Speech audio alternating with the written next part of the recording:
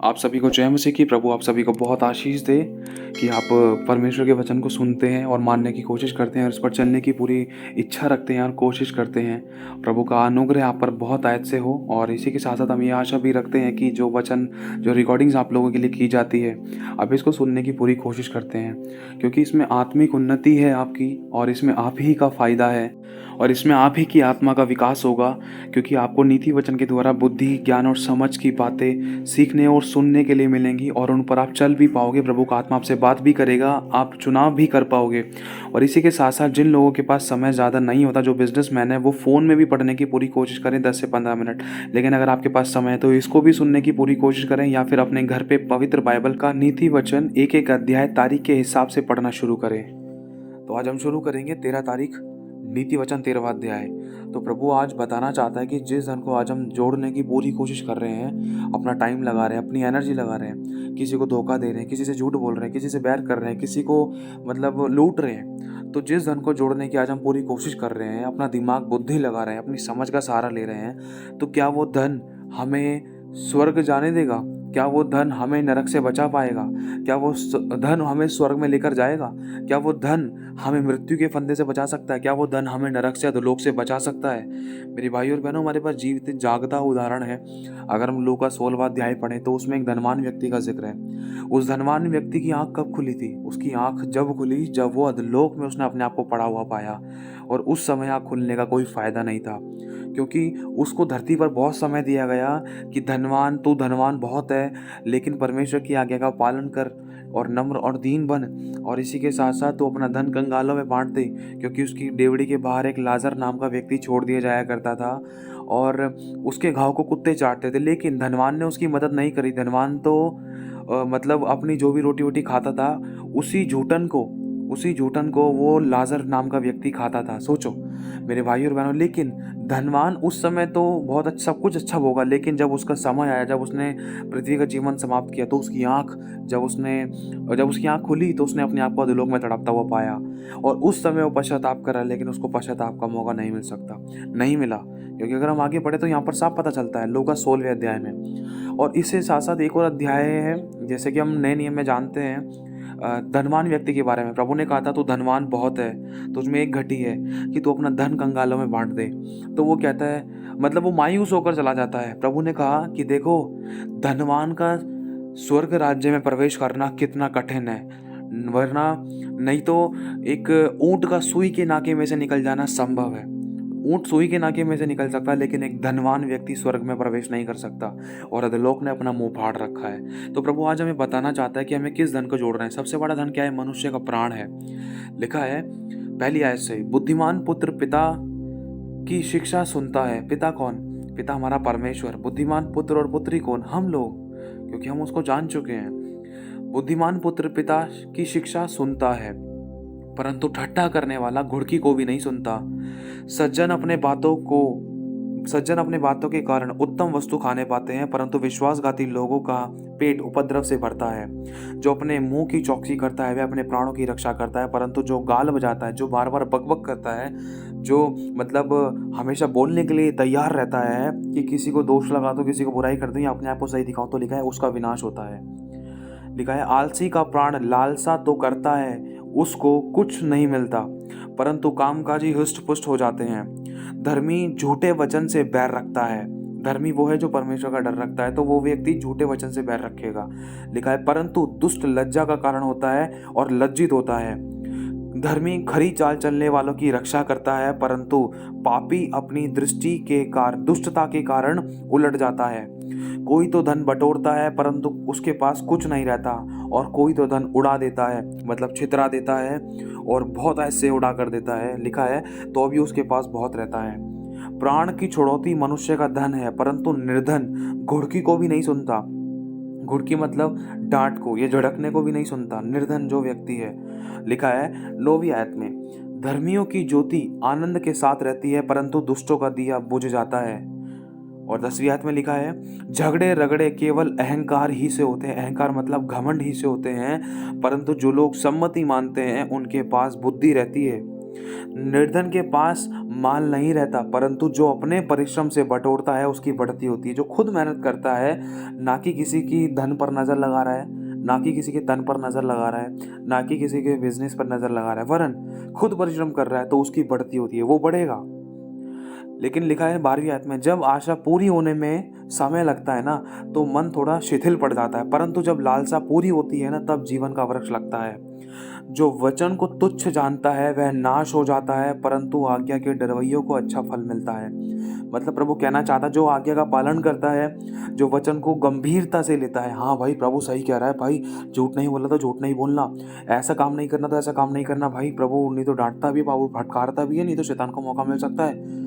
जो वचन को तुच्छ नहीं जानता, वो वरन डरता है प्रभु के वचन से, तो वह, परमेश्वर का वचन कहता है, वो एक डरवैया है परमेश्वर का और भय रखता है, और उसको अच्छा प्रतिफल मिलता है, और उसकी रक्षा और सुरक्षा के लिए परमेश्वर के स्वर्गदूत हैं और परमेश्वर स्वयं उसकी रक्षा करता है। लेकिन लिखा है, जो वचन को तुच्छ जानता है वह नाश हो जाता है, परंतु जो आज्ञा को पालन करता है, परमेश्वर का भय मानता है, जो वचन का डर रखता है, उसको अच्छा फल मिलता है।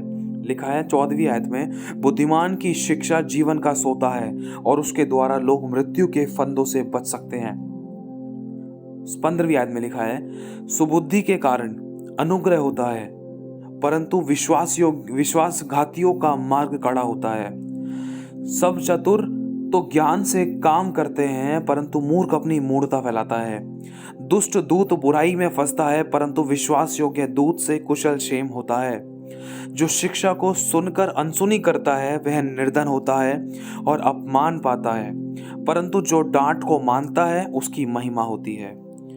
और लिखा है, देखो प्रभु यहाँ पर कह रहा है, जो शिक्षा आप लोगों को दी जा रही है, अगर आप सुनकर अनसुनी कर रहे हो तो यहाँ पर साफ लिखा है, और अगर आप प्रभु की बात को मान रहे हो, डांट को अपने लिए ले रहे हो, हाँ प्रभु मैंने गलती की इसलिए मैं डांट खा रहा हूँ, सच में मैंने गलती की है, मैं डांट खाने योग्य हूँ, और तो वचन कह रहा है, देख उसकी महिमा होगी। फिर जो डांट को अपने लिए लेता है और नम्र बनता है, उससे सीखता है, तो उसकी महिमा होती है। लिखा है, जो शिक्षा को सुनकर अनसुनी करता है, हमें अपनी अगुओं की बात माननी है, हमें अपने सिखाने वाले का तिरस्कार नहीं करना, इसलिए कि वो शिक्षा से बैर नहीं करना। इसलिए प्रभु कह रहा है, जो शिक्षा को सुनकर अनसुनी करता है वह निर्धन होता है और अपमान पाता है, परंतु जो डांट को मानता है उसकी महिमा होती है।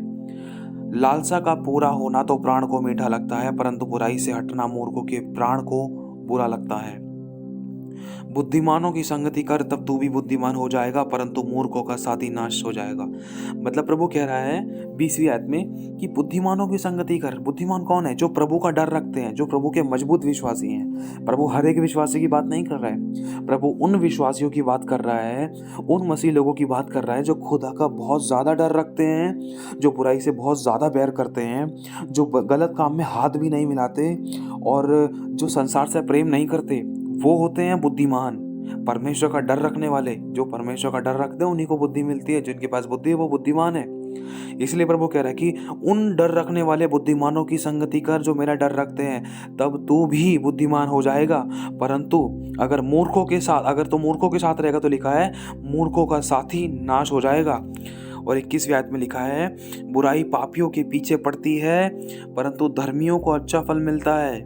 बुराई पापियों के पीछे पड़ती है, इसीलिए पाप करने से अपने कदमों को रोके रख, अपनी जुबान को पाप करने से रोके रख, छल करने से रोके रख। क्यों? क्योंकि बुराई पापियों का पीछा करती है, परंतु धर्मियों को अच्छा फल मिलता है। 22वीं आयत में लिखा है, भला मनुष्य अपने नाती पोतों के लिए भाग छोड़ जाता है, परंतु पापी की संपत्ति धर्मी के लिए रखी जाती है। निर्बल लोगों को खेती बाड़ी से बहुत भोजन वस्तु मिलती है, परंतु ऐसे लोग भी हैं जो अन्याय के कारण मिट जाते हैं। 24वीं आयत में लिखा है, जो बेटे पर छड़ी नहीं चलाता, मतलब जो उसको डांटता फटकारता नहीं है। बेटा अगर गलत मार्ग में जा रहा है, अगर कोई इसको डांट नहीं रहा है, तो लिखा है वह उसका बैरी है। परंतु जो उससे प्रेम रखता है ना, जो माता पिता अपने बच्चों से प्रेम रखते हैं ना, सच्चा प्रेम रखते हैं, तो वो अपने बच्चे को यत्न से उसको शिक्षा देंगे। जहाँ डांटने की जरूरत है वहाँ डांटेंगे, जहाँ फटकारने की जरूरत है वहाँ फटकारेंगे, जहाँ पर छड़ी उठाने की जरूरत है वहाँ छड़ी भी उठाएंगे। ये सच्चाई है, क्योंकि लिखा है ऐसा करने से माता पिता अपने बच्चों के प्राणों को अधोलोक से बचा लेंगे। और लिखा है 25वीं आयत में, धर्मी पेट भर खाने पाते हैं परंतु दुष्ट भूखे ही रहते हैं। देखो प्रभु माता पिता के बारे में और बच्चों के बारे में इसलिए कह रहा है कि देखो अगर कोई बच्चा है, अगर उसको शुरुआत में ही नहीं डांटा गया, चोरी करते टाइम उसको नहीं डांटा गया, तो जैसे कि एक आपको स्टोरी बताई थी कि एक माँ के पास बहुत लंबे समय बाद संतान आई थी, कई सालों बाद, और उस माँ ने उस संतान को बहुत अच्छे तरीके से पाला, मेहनत कर करके पाला, और वो लड़का बड़ा होता गया, नशे पत्ते में लग गया, बुराई में लिप्त हो गया, और वो चोरियाँ करने लगा, उसकी माँ ने उसको डांटा नहीं, और वो झूठ बोलने लगा, उसकी माँ ने उसको डांटा नहीं। क्यों? क्योंकि वो इसका इकलौता था। डांटा नहीं मतलब बहुत से गलत काम करने लगा, लड़कियों को छेड़ने लगा, डांटा नहीं, लड़ाई कर करके आता था, डांटा नहीं उस बच्चे को। लेकिन एक टाइम ऐसा आया कि उसने अपने नशे पत्ते के चक्कर में किसी की जान ले ली, किसी को चाकू मार दी, किसी का बैग छीन लिया, किसी लड़की का बैग छीन लिया, उसको चाकू मार दिया। तो हुआ क्या, उसको फांसी की सज़ा बताई गई, और उसकी माँ इस चीज़ को लेकर बहुत रोई। और जब उसको फांसी होने वाली थी ना, तो उस समय उसके पैरों को, हाथों को जकड़ रखा था, और उसको मतलब फांसी से 10-5 मिनट पहले उसकी एक इच्छा पूछी कि क्या है इच्छा है तेरी, तू मुझे इच्छा बता। तो उस लड़के ने बोला, मुझे एक बार मेरी माँ से मिला दो आखिरी बार, फिर उसके बाद तो मुझे फांसी पे चढ़ा देना। तो फिर हुआ क्या, उस लड़के की माँ को बुलाया गया, वहाँ के पुलिस वालों के द्वारा, वहाँ के हवलदारों के द्वारा, वहाँ के सिपाहियों के द्वारा, पुलिस वालों के द्वारा उसकी माँ को बुलाया गया। जैसे उसकी माँ देखकर उसको रोने लगी, और उसकी माँ से उस लड़के ने अपनी माँ से कहा कि माँ एक बार मुझे अपने गले लगा ले बस, फिर उसके बाद मैं तुझसे दूर हो जाऊँगा। फिर उसकी माँ भागे भागे आती है और उसकी माँ को आने देते हैं। फिर उसकी माँ जैसे ही गले लगती है ना उस लड़के के, तो उसका लड़का उसकी माँ को गालियाँ बकता है, और उसके कान पर काट लेता है, खून खान कर देता है उसको, और बहुत गालियाँ बकता है, और बहुत बुरा भला कहता है उसको, बहुत बुरा कहता है, और चिल्लाता है उसके ऊपर, क्रोध करता है वो लड़का अपनी माँ के ऊपर। क्यों? उसकी माँ बोलती है, बेटा मैं तो तुझे पाला पोसा, तुझे इतना बड़ा किया, क्या इसीलिए ये बड़ा किया बेटा, तू मेरे साथ ऐसा क्यों करा, तूने मेरे साथ इतना गलत बर्ताव क्यों किया, तूने मेरे कान को क्यों काटा, तूने मेरे को गालियाँ क्यों बकी, मैंने ऐसा तेरे साथ क्या कर दिया। तो वो लड़का उसी समय कहता है, हे माँ, अगर तू मुझे उस छोटी सी चोरी करते टाइम, उस झूठ बोलने टाइम, उस छोटी सी बीड़ी पीते टाइम, अगर छोटा सा मैंने जो गुटखा खाया था, और छोटी सी मैंने जो खैनी खाई थी, गलत संगति में जो थोड़ी देर के लिए मैं गया था, अगर उसी टाइम पे तू मुझे डांट कर, फटकार कर, पिटाई करके अगर तू घर में बैठाती, और मुझे मेरी गलती के समय पर तू मुझे डांट लगाती, और मुझे दोबारा करने को ना कहती ना, तो आज मैं फांसी की सज़ा पर नहीं होता, आज मैं फांसी नहीं खा रहा होता। लेकिन आज जो मैं हूँ, आज मैं तेरे कारण हूँ, क्योंकि तूने मुझे मेरी गलती के समय मुझे डांटा और फटकारा नहीं, तूने मेरे ऊपर छड़ी नहीं चलाई। जब मुझे डांटना चाहिए था उस समय तूने मुझे नहीं डांटा, वरन तेरे प्यार के चक्कर में मैं इतना बिगड़ गया कि आज मृत्यु तक मैं पहुँच रहा हूँ, वरन इसका कारण सबसे बड़ी तू है। तो सोचो, इसलिए प्रभु कह रहा है, जो अपने बेटे पर छड़े नहीं चलाता वह उसका बैरी है, और जो अपने बच्चे को यत्न से शिक्षा नहीं देता ना, वो उसके प्राणों को अधोलोक में डालते हैं। वचन में साफ लिखा, नीति वचन साफ बताता है। अभी आने वाले टाइम में आपको बताया जाएगा, बहुत कुछ सीखने के लिए मिलेगा नीति वचनों के द्वारा। ये बुद्धि के वचन है। और लिखा है, परंतु जो उससे प्रेम रखता है ना, वह यत्न से उसको शिक्षा देता है कि वो नाश ना हो जाए, उसके प्राण अधोलोक में ना चले जाएं, उसके प्राण नरक में ना जाएं, और वो अच्छी शिक्षा पाए, ताकि लोग देखें तो वो पहचान ले कि मेरा बेटा, मेरी बेटी है, वो वंश है जिसे परमेश्वर ने आशीष दी है, ये ब्लेसड है, ये आशीषित है। तो प्रभु आशीष दे आप सभी को। प्रभु के आशीषित बच्चों, सारी महिमा प्रभु को मिले। जय मसीह की आप सभी को।